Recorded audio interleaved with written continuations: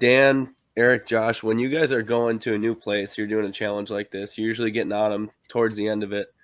Um, so I assume you're kind of going in and breaking down as much as you can until you start finding fresh sign, and then you're using that sign in association at betting and working deeper. Are you? I know there's a point in which you determine that you're close enough to betting that you want to set up. But once you've done one of those setups, are you kind of discounting that area as you've intruded on it that deer wasn't in there for that day? Or do you stage hunt it where you're starting to see what you like and then you hunt it maybe the furthest back variation and then the next day you're working in closer and closer? So are you getting on the last day because you've eliminated so many areas and now you're on the last one that's the most promising? Or are you on it because you've worked deepest into the area and now you're where the deer are truly at in it?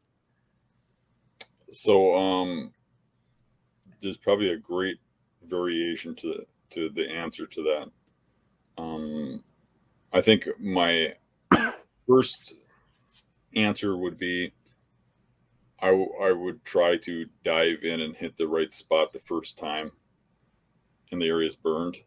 But a lot of times you misread it because you haven't been there before and you don't go in deep enough. You see nothing and you know those deer are there somewhere and you just try to relocate them and you keep moving.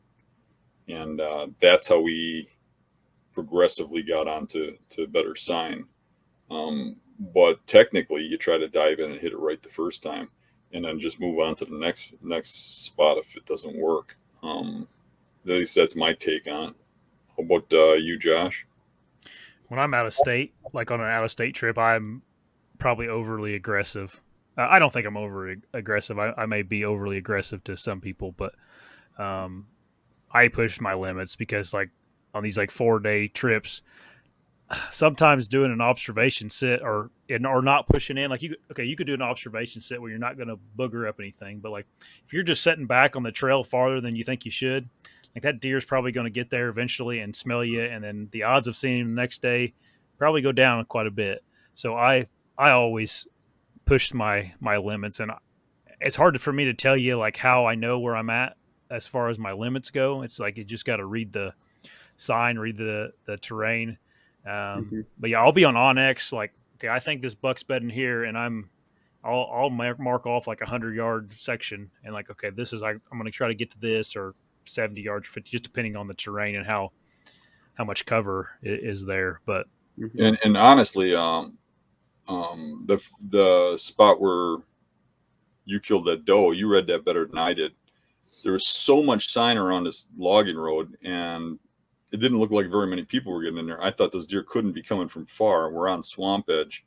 So I just moved back into where they were, looked like they're staging into what we were looking at. And me and Eric set up like that, and we saw nothing.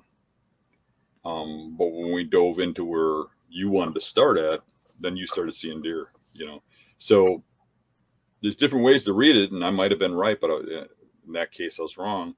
And Josh was right. But that doesn't mean it's going to be that way the next time. Right. It's just, I do agree totally that you got to push that envelope on a 4-day hunt. You have to try and hit it right the first hunt that you go in. I mean, you got 4 days to get it done. You ain't going to do it by doing observation sits and stuff. If I sit in a position to see something, it's also going to be a kill position on 4-day hunt. What was your thoughts on that, Eric? That's an interesting question. I really agreed with what Josh said as far as, on a 4-day hunt, you have to go in and you have to be aggressive. And Josh made a good point about if you're sitting far back, that buck has a chance to come out and pick up on your scent trail. Now, I think if you push the envelope, if you're being smart about wind and entering that bedding area, even if he hears something, if he just catches a glimpse of you and he's out of there, you still have a shot to get back in there that next night, and get right after him. There's a chance that he could be there as long as he didn't scent you. And I think that's where it really pays off, where you have to be aggressive. So, yeah, look at my buck I killed in Nebraska. I mean, that's exactly what happened to it. I mean, He didn't scent me. I had the only reason I went in there is because the wind was blowing right in my face away from him. But he saw me, he heard me or whatever he did. But that wasn't enough to keep him from coming back in there the next evening. Hey everybody, if you like the channel, make sure you subscribe right here. And if you like the clips, I got 2 more options for you. 2 options right here. Subscribe right here. See you guys.